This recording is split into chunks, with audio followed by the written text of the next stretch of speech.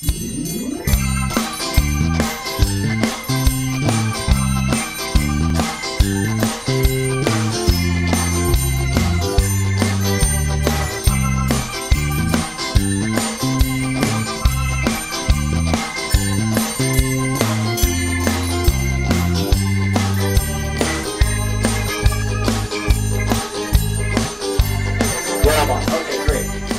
morning, everyone.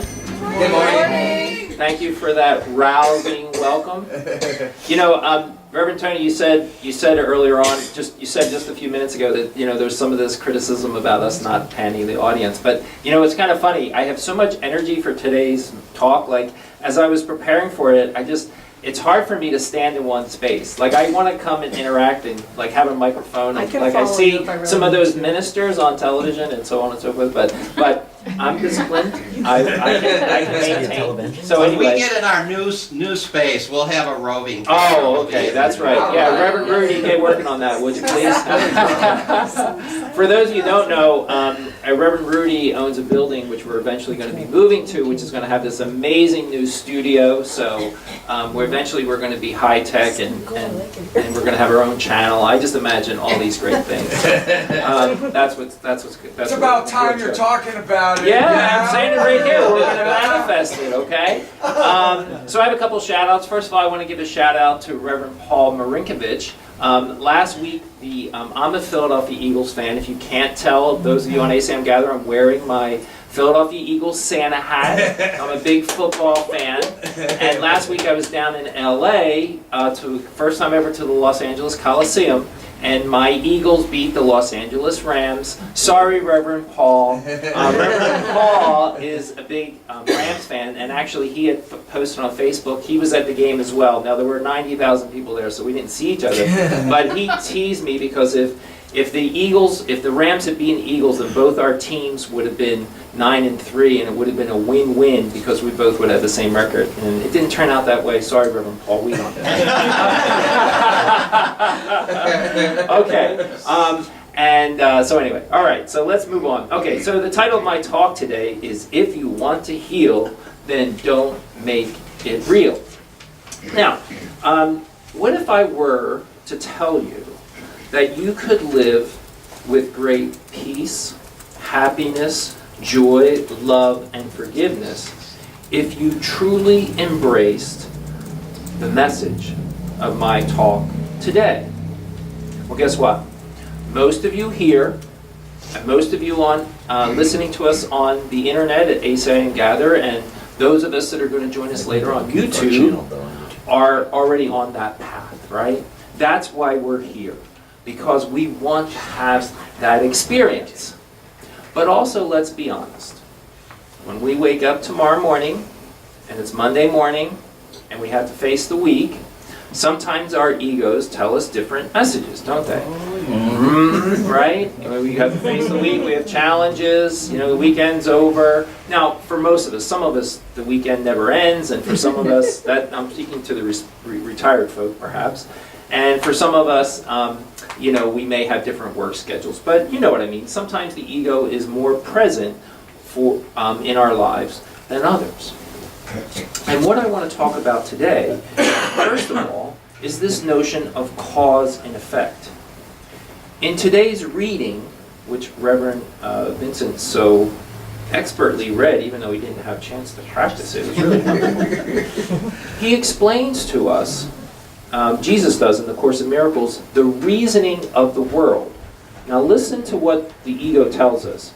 You, and if you notice that's in italics, are the cause of what I do. Your presence justifies my wrath. Listen to that word. Your presence justifies my wrath. And you exist and think apart from me. He goes on to say, this makes sense, thus because we made the world and the body to take in information and the senses. So the reasoning of the world is that we appear, if we just think about it from our ego minds, we all had a mom and dad. We were born into this world as helpless babes, right? We needed our mom and dad to survive. And so hence we're the effect of mom and dad having us, right? Mom giving birth to us. So it appears, if we look at it from our senses, from our eyes, from our ears, from what we hear, from what we touch, everything.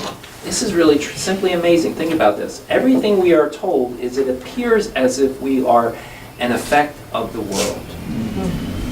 So what's profound about A Course in Miracles that we study, it says, not so fast, Charlie. Okay?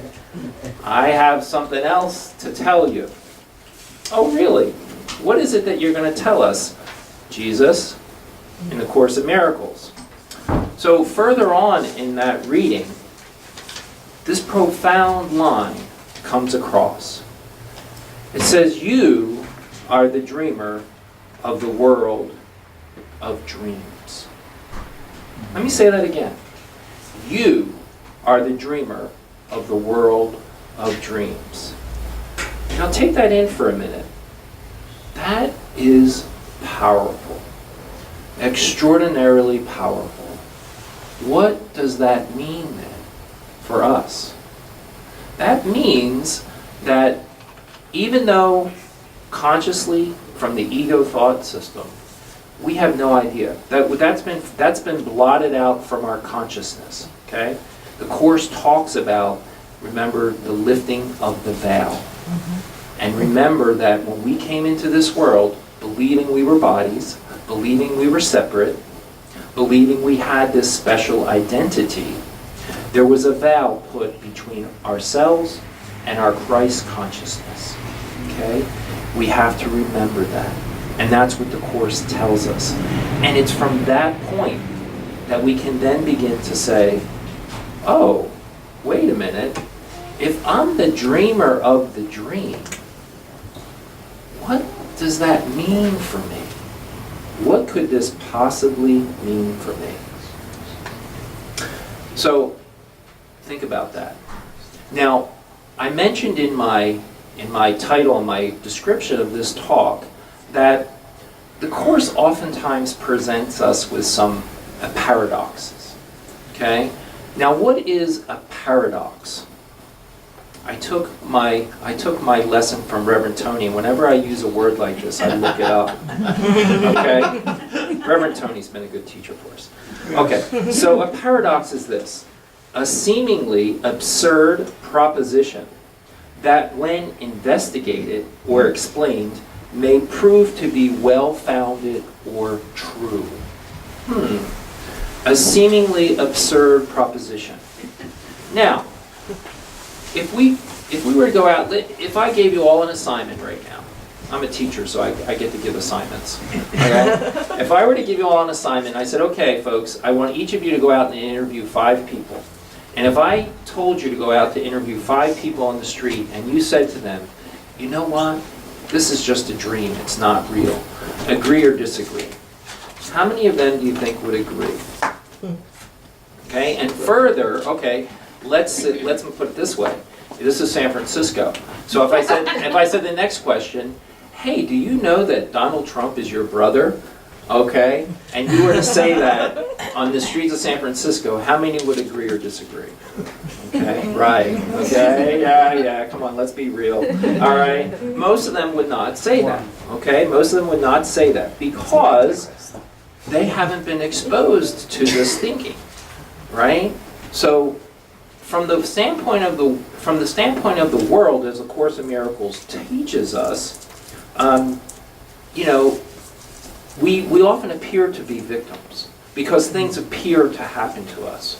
But we get a totally different notion of things when we can take this paradoxical teaching, right, and say, we're dreaming the dream. Now, if we're dreaming the dream, guess what we now have? Power. We now have power. We have the power of decision. Thank you, Sharon. We have the power of choice, right? We have the power of choice. So, what we now say as Course in Miracles is that what appears to be real is not real.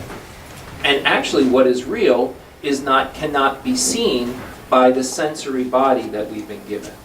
Right? It cannot be seen. So, from the Course in Miracles standpoint, now think about this. When we can extract ourselves, the Course in Miracles talks about being above the battlefield. Do you remember that from A Course in Miracles? Being above the battlefield. And at times, everyone in here, and I think almost everybody in their experience of this lifetime, has had that experience where you suddenly see the world and your life from above. Right? And you see that, oh my gosh, this is all crazy. How do you think comedy came about? Right? How did the Greeks invent comedy? Okay, because somebody at some point said, this is insane. All right, we're doing all this to ourselves. Like we're chasing after endless shiny coins. Whether it be love in our lives or whether it would be, the perfect form of government, or whether it would be, what the Course tells us, stacks of money, stacks of green paper strips, or if you're in another country, maybe the strips are different, right? We see endless things to adorn our body, to attract others to us, right? I'm pretty sexy today, baby. Yeah, actually, but I think it's kind of fun to dress up too, but anyway. But yeah, we do all these things, right? So we're doing all these things because we're seeking from the ego's point of view for what we want. And when we become Course students, we're able to look about this. So when I talked a couple months ago, I gave a talk about keeping it real. And this again is kind of the paradox. Now what did I mean in that talk? In that talk I said, when we go within, we have to keep it real. And by that real, I mean we have to be honest with ourselves, right? We have to go within. For me, it usually entails closing my eyes or writing, right? And we have to be honest with our what are we feeling? What are we thinking? What are our beliefs? What's causing us to be upset, right? And when we're honest with that, Spirit, I like to use Jesus as a guide, shows us, oh, I'm upset at this relationship because this person didn't do what I wanted them to do. They didn't play the role that I assigned, damn it. What are they doing? Right? They didn't meet my expectation. A favorite trick of the ego. Expectation game. Right? Very, very, very. Beside that, the expectation game and the blame game are two of the biggest ones. So in reality, don't make it real is referencing for us to have the ability at some point to not make our experiences in this world real. Okay? We made the world from the ego's point of view, yes.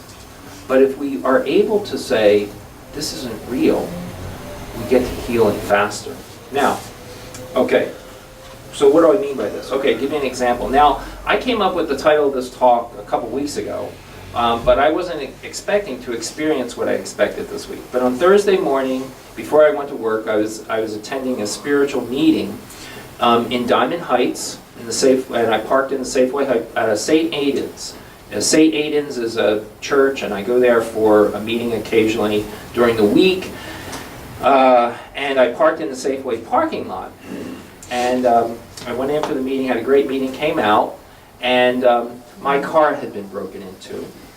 And the window was smashed. And for the third time in 16 weeks, my laptop and my backpack were stolen out of the car. Okay? Now,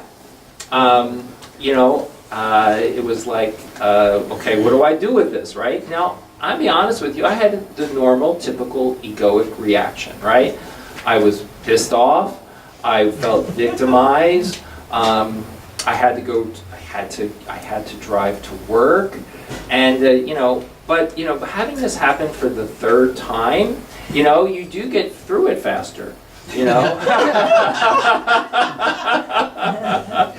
And you reflect on things, and there's always lessons that are involved with this process. And I have to tell you, there were many miracles, and it's still, the process is still playing out, but there were miracles along the way. So for example, on Friday, at my school, final exam started. So I called my principal, I work at a school, and she couldn't answer. Now she's usually one, I needed to leave to get my windows fixed, get my window fixed. I couldn't do it on Thursday when the initial break took place, so I had to wait till Friday.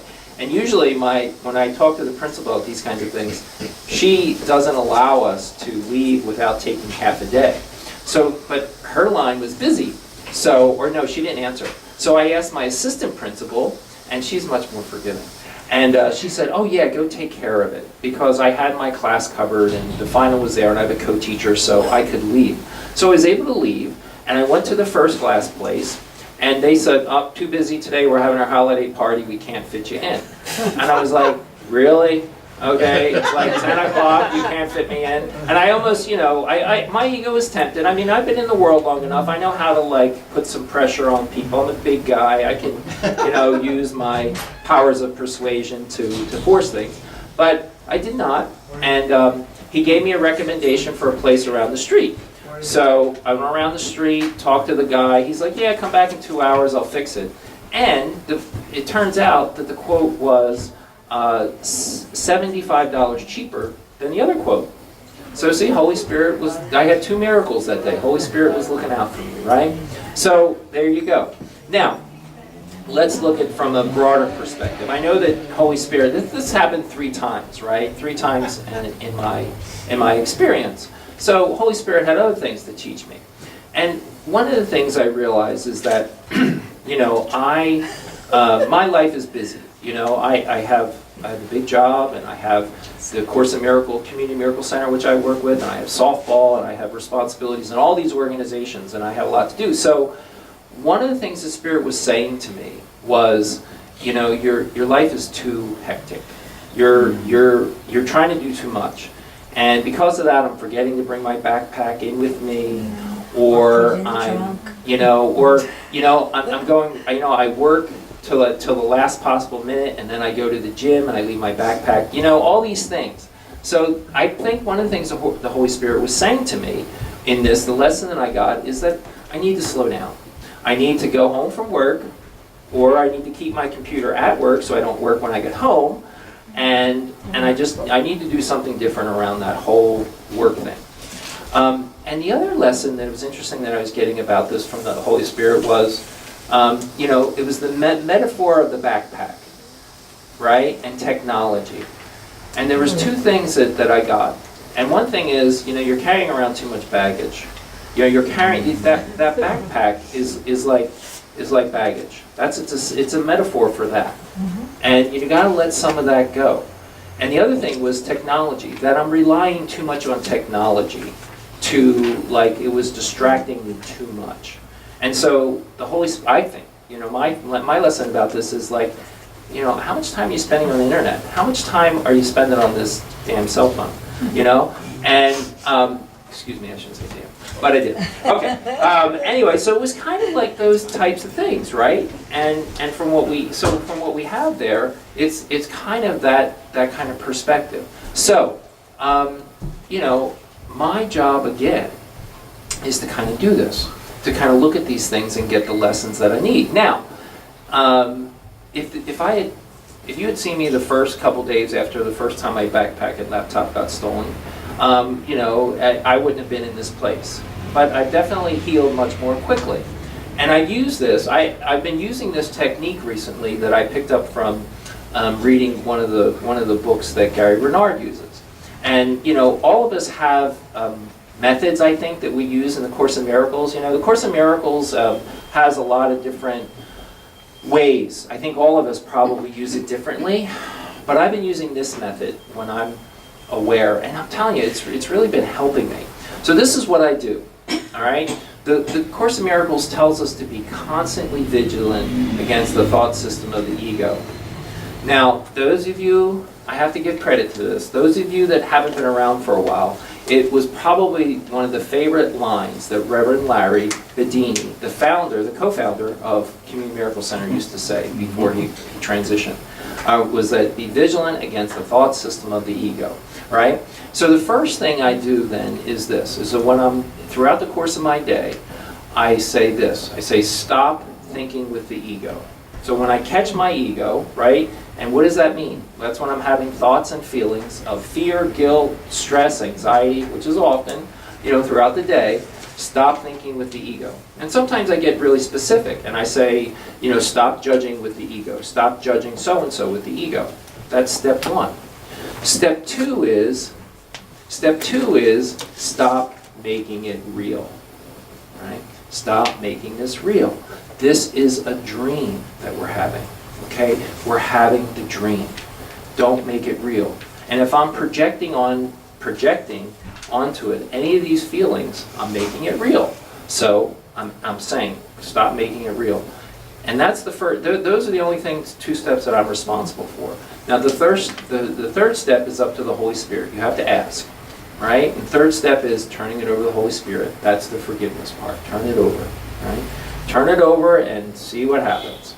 Okay, and see your mind change. Now, as we know, that doesn't mean I'm going to get my backpack and my laptops back. So far, the two haven't come back that went in earlier. Okay, so they haven't come back, and it's probably gone. But it doesn't mean that's going to happen. But the way I'm thinking about it is going to change, right? I can be open to what the Holy Spirit is trying to say to me with regards to that.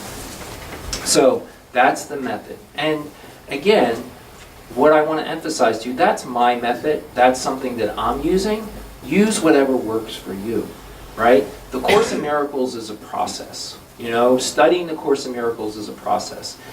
My experience is every time I read the Course in Miracles, I see something new. It changes for me. There's a deeper understanding of the Course in Miracles. And so the context of it changes, like how I understand it, how I perceive it. And what's even interesting to me is that even with this whole experience, I never thought about the person that did it. But the person that did this, that stole my backpack, they broke, first of all, they broke the less expensive window. Thank you. Okay. And they had to actually pull my seat down, because it's a hatchback. It's like one of those SUVs, so it was actually in the tinted window section in the back. So they actually had to pull my seat down, grab my backpack, and run. Well, they closed my door, and they put the seat back up. Can you believe that? They didn't leave it down. I mean, it's like, okay, well, it's a considerate theft. All right. It's just great. I mean, this is a Course in Miracles, right? We see things. Okay. I'll end with this. From today's reading, dream softly of your sinless brother who unites you in holy innocence. Dream of your brother's kindnesses instead of dwelling on his mistakes. Forgive him his illusions and give thanks to him for all the helpfulness he gave. So thank our brothers and sisters for what they do for us, whether it be in the ego or in spirit. Amen. That's my talk for today.